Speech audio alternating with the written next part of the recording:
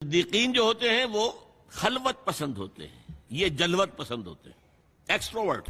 محفل میں یہ خوش رہیں گے، اکیلا پن ان کو بہت بھاری گزرتا ہے۔ یہ لوگ چونکہ غور و فکر کے عادی نہیں ہوتے اور کچھ اپنے معاشرے کے تعصبات کا ان کے اوپر غلبہ ہوتا ہے، انہیں نبی کی دعوت کو سمجھنے میں دیر لگ جاتی ہے۔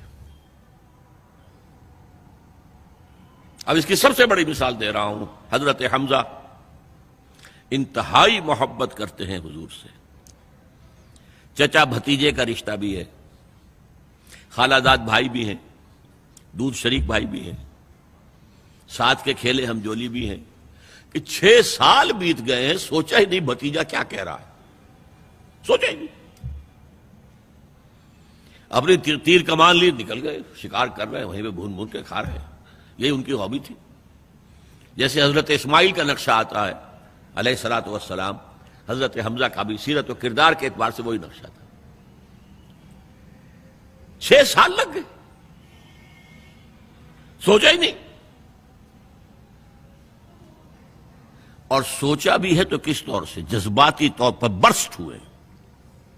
ایک روز شکار سے واپس آیا، ابھی گھر میں داخل نہیں ہوئے تھے کہ صوبیہ وہ لونڈی جس نے دونوں کو دودھ پلایا تھا، حضور کو بھی اور ان کو بھی، اور انہوں نے کہا کہ حمزہ آج تو ابو جہل نے تمہارے بھتیجے کے ساتھ بہت برا سلوک کیا ہے۔ گھر میں داخل نہیں ہوئے، سیدھے گئے جہاں وہ اپنا پرا جمائے بیٹھا تھا، اس کے سر پر جا کر کمان ماری، سر پھٹ گیا اس کا، اور کہا تم نے یہ کیا ہے؟ اچھا تم اس کے خلاف ہو، چلو میں اس پر ایمان لاتا ہوں، آؤ میدان میں۔ جذباتی انداز میں، یہ غور و فکر کا معاملہ نہیں تھا، جذباتی تھا۔ یہی معاملہ حضرت عمر کا ہے، تلوار لے کر نکلے ہیں، ننگی تلوار، آج تو گردن اڑا کے آؤں گا محمد کی صلی اللہ علیہ وسلم۔ یہ کل کل کل کل ہر گھر میں لڑائی ہے، اولاد ماں باپ سے جدا ہو گئی، بھائی بھائی سے کٹ گیا، بہن بھائی سے جدا ہو گیا، شوہر بیوی سے، بیوی شوہر سے جدا ہو گئی۔ یہ محمد نے کیا ہمارے معاشرے کے ساتھ کیا ہے صلی اللہ علیہ وسلم، وفداہ آباؤنا و امہاتنا۔ لہذا آج تو قصہ پاک کر کے آؤں گا۔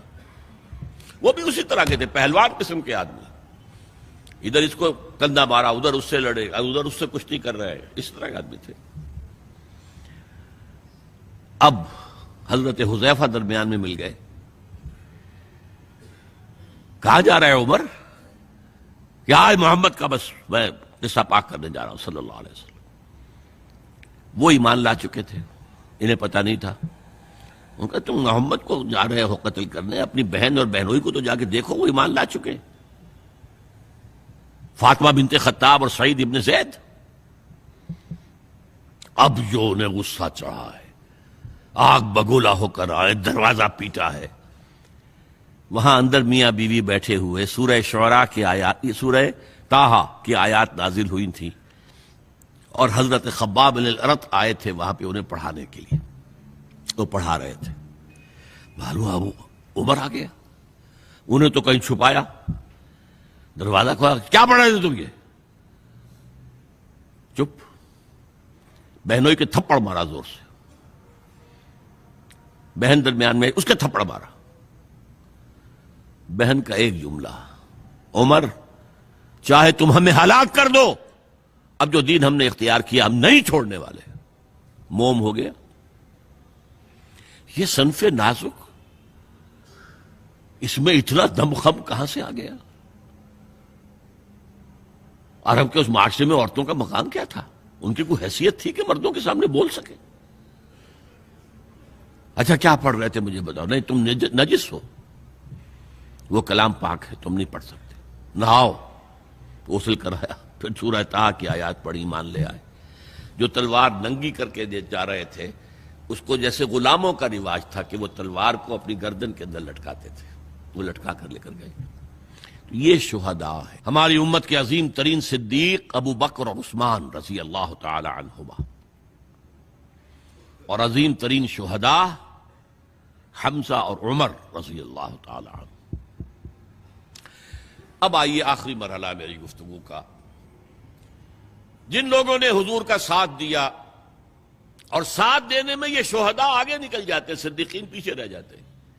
یہ غور و فکر کرنے والے، وہ جو اقبال نے کہا نا کہ لاکھ حکیم سر بجیب ایک کلیم سر بکف، تو یہ جو ہوتے ہیں شہداء یہ سر بکف والے لوگ ہیں، تو یہ آگے نکل جاتے ہیں. پھر لہذا حضرت عمر کے ایمان لانے پر پھر مسلمانوں نے مسجد کے اندر آ کر اور کھلا صحن کعبہ کے اندر آ کر نماز پڑھی.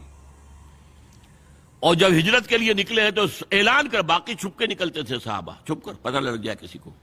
اور آپ نے آ کر وہاں 2 رکعت نماز پڑھی اور کہا دیکھو میں جا رہا ہوں، ہجرت کر رہا ہوں، اگر کسی کی خواہش ہو کہ اس کی ماں اسے روئے تو آئے اس پہاڑ کے پیچھے میرا مقابلہ کر لے، روک لے مجھے. تو یہ تھے حضرت عمر.